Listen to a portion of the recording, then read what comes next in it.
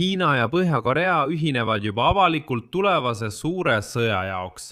Esimest korda 7 aasta jooksul tegi Hiina liider Xi Jinping piduliku visiidi Põhja-Korea pealinna Pyongyangi ja kutsus üles tugevdama kahe riigi strateegilist sõjalist liitu. Pealegi ei häbene Peking enam üldse oma sidemeid sanktsioonide all oleva riigiga, eriti pärast Donald Trumpi ja Xi Jinpingi tippkohtumist mais, mis näitas, et USA on siiski valmis järeleandmisi tegema. Ja siin ongi uus reaalsus. Xi Jinping kinnitas Kim Jong-unile, et Hiina ei tagane oma kohustustest kaitsta Põhja-Korea ühiseid huve ja toetada KDVR-i juhti. Ja lisas, et naabrid peavad tugevdama strateegilisi sidemeid ning otsustavalt kaitsma oma suveräänsust, julgeolekut ja arenguhuve. Ja nüüd tunnistavad lääne meediaväljaanded ootamatult, et Põhja-Korea majandus pole mitte ainult arenenud, vaid viimastel aastatel ka õitsenud, hoolimata lääne katsetest seda riiki isoleerida. Võtame siis kokku Xi Jinpingi visiidi Põhja-Koreasse ja vaatame, kuidas see on seotud Hiina, Venemaa ja KDVR-i kolmikliiduga. Minu nimi on Aleksei Petši ja enne kui alustame, palun tellige see YouTube'i kanal, pange like, kirjutage oma kommentaar ning liituge minu Telegrami kanaliga Petši News, mille link on kirjelduses. Sinna postitame selle video juurde operatiivseid uudiseid kohe, kui need saabuvad. Nii et esimest korda 7 aasta jooksul saabus Hiina liider Xi Jinping avalikult Põhja-Korea pealinna Pyongyangi. Varsti pärast pidulikku vastuvõttu kutsus Xi Jinping üles süvendama strateegilist koordineerimist ja koostööd Hiina ning KDVR-i vahel. Tema sõnul peaksid mõlemad riigid andma oma suhetele uue tugeva tõuke. Hiina on valmis laiendama koostööd sellistes valdkondades nagu majandus, kaubandus, põllumajandus, tervishoid, ehitus, teadus ja tehnoloogia ning mis kõige tähtsam, nagu märkis Xi Jinping, ka sõjanduses. Ning kohe toon välja kõige olulisema punkti. See visiit oli Xi Jinpingi esimene välisreis sel aastal ning toimus vaid mõni nädal pärast seda, kui Xi Jinping võõrustas Hiina pealinnas eraldi Ameerika president Donald Trumpi ja Venemaa president Vladimir Putinit. Ajavalik vastab Pekingi soovile esitada Hiinat kui mitmekülgset ülemaailmset tegijat maailma areenil. Ja nüüd, viibides Põhja-Koreas, teatas Xi Jinping, et Hiina ei tagane oma kohustusest kaitsta Põhja-Korea ühiseid huve ning toetab alati KDVR juhti Kim Jong-uni.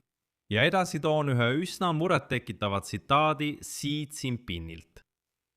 Sõltumata sellest, kuidas rahvusvaheline olukord muutub, hindab Hiina ka edaspidi kõrgelt oma traditsioonilist sõprust Põhja-Koreaga. Muutumatuks jääb kindel toetus Korea tööpartei peasekretäri seltsimees Kim Jong-uni juhtimisele Korea RDV sotsialistliku ülesehituse küsimuses ning muutumatuks jääb ka kindel otsus kaitsta ühiseid huve ja soodsat strateegilist keskkonda.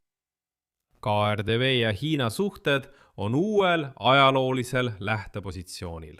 Kutsun üles aktiivsemale koostööle sellistes valdkondades nagu diplomaatia, õiguskaitse, sõjandus, samuti põllumajandus, kaubandus, tehnoloogia ja ehitus.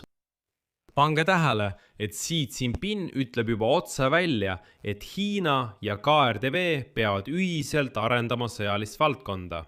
Kuigi varasematel aastatel ta siiski häbenes otse öelda, et just Peking varustab Põhja-Koread samasuguse relvastusega.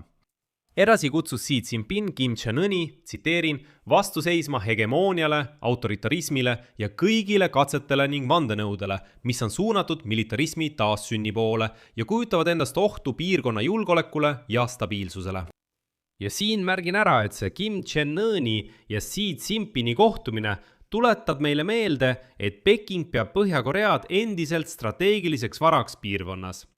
Ja nüüd näeme seda kurjuse telge, millest varem rääkisime kui milleski ebamäärasest. Kuid nüüd on see oma kaardid lauale pannud ega varja end enam.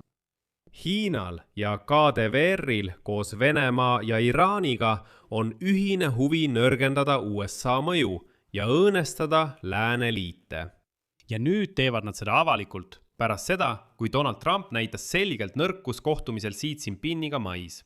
Xi Jinping lubas täna samuti teha koostööd Põhja-Koreaga, et edendada õiglast ja korrastatud mitmepoolsust ning kaasavat majanduslikku globaliseerumist, et ühiselt saavutada pikaajaline piirkondlik rahu ja stabiilsus. Üldiselt ütleb Xi Jinping otse, et nüüd on Põhja-Korea Hiina käes tööriistaks, et korda luua Indo-Vaikse ookeani piirkonnas. Ja just siin on samuti oluline märkida, et stabiilsus Põhja-Korea ja Venemaa paranenud suhetes ning sidemete süvenemine Põhja-Korea ja Hiina vahel võivad mõjutada seda, kui kaua Kim Jong-un saab ka edaspidi täielikult eirata nii Washingtoni kui ka Soulit, ehk siis USA'd ja Lõuna-Koread.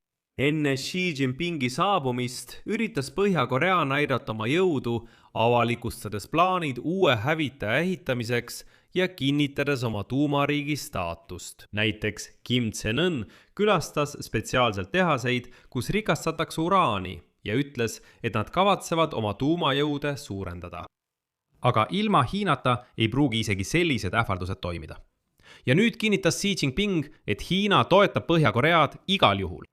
Muide, Kim Jong-un korraldas Xi Jinpingile piduliku vastuvõttu. Hiina juhti võeti Pyongyangis vastu punase vaibaga, auvahtkonnaga, lapsed andsid lilli, kõik rõõmustasid. Kim Il-seni väljakul Pyongyangis, kus toimuvad sõjaväeparaadid ja riiklikud pidustused, lasti kahurist 21 aupauku. Üldiselt oli kõik võimalikult pidulik ja suurejooneline. Aga just siin tuli minu arvates ilmsiks lääne surve läbikukkumine KRDV-le.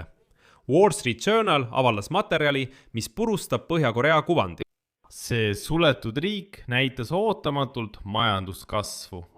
Nagu väljaanne kirjutab, aitab sellele kaasa relvade müük ja vägede saatmine Venemaale, rahastamine Hiinast ning samuti võime majandussanktsioonidest mööda hiirida, müües energiat, komponente ja materjale. Näiteks Kim Jong-un algatas üleriigilise ehitusbuumi ja eelmisel aastal ehitas Põhja-Korea Pyongyangis 10 000 uut maja. See on rohkem kui Los Angeleses või Chicagos. Kuid väljaspool pealinna jääb Põhja-Korea muidugi vaeseks. Peaaegu pooled 26 miljonist elanikust kannatavad alatoitluse all. See on ametlik ÜRO aruanne. Aastane sisemajanduse koguprodukt moodustab vähem kui 1% USA kogumahust. Võrdluseks, see riik on muidugi üks hullemaid inimõiguste rikkujaid maailmas. Siiski tsiteerin siin Wall Street Journali, mis mind kõige rohkem üllatas. Tsitaat. Lõuna-Korea analüütikakeskused avaldavad aruandeid pealkirjadega sanktsioonid ei kajastu satelliidipiltidel. Seega ei ole Põhja-Korea väidetav majanduslik progress lihtsalt propaganda. Laevade aktiivsus Põhja-Korea laienevates naftahoidlates on järsult kasvanud. Paljud parkimiskohad on muutunud täidetumaks. Põhja-Korea paistab nüüd öösel umbes 3 korda eredamalt kui 5 aastat tagasi. Ehk siis te mäletate neid pilte, kus me nägime satelliidifotosid, kus Lõuna-Korea särab tervenisti, aga Põhja-Korea, kahjuks need pildid enam ei kajasta tegelikkust. Ka Põhja-Korea on hakanud valgust andma ja pange tähele, et Põhja-Korea suutis isegi alustada oma naftatoodete eksporti. Tundub, et riik on isolatsioonis.